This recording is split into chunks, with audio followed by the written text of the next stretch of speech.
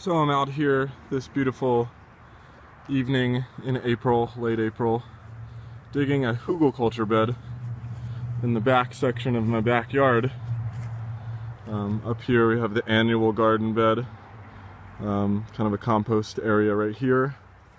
Over here we've got an apple tree which I pruned recently, and some comfrey growing down here in a comfrey tractor, and that is where you plant comfrey in a milk crate and let the roots grow through the bottom of the milk crate. And then if you twist off the milk crate, some of those roots will stay in the ground and more comfrey will grow there. And you can move this comfrey plant somewhere else to propagate more comfrey. So it's just a way of moving comfrey around to where you want it, kind of keeping it contained. But back to the Hugelkultur bed. So I'm digging a ditch in kind of a J formation. I'm going to continue the curve over this way a little bit further next to the compost pile eventually, but for now, starting out with this ditch here, I'm going to sheet mulch in this area, in kind of inside the U or inside the J, and plant some perennial flowers and edibles in there. So that'll kind of act as a sun trap. This U shape is facing south, which is this way, and that'll be good to kind of trap the sun in there.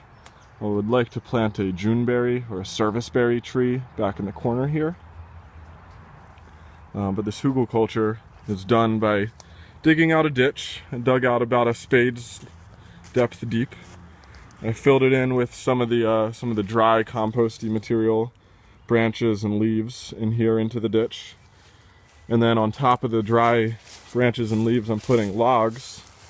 Just some firewood that's been sitting up there in the front of the driveway for a while, and not going to use it. So burying it in the soil and sequestering that carbon rather than putting it into the atmosphere.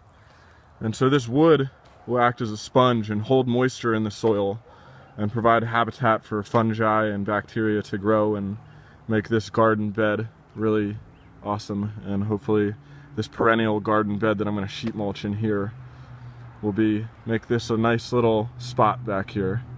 Got the annual garden bed up there, and back a little further away from the house, might call this the zone 3 of the yard.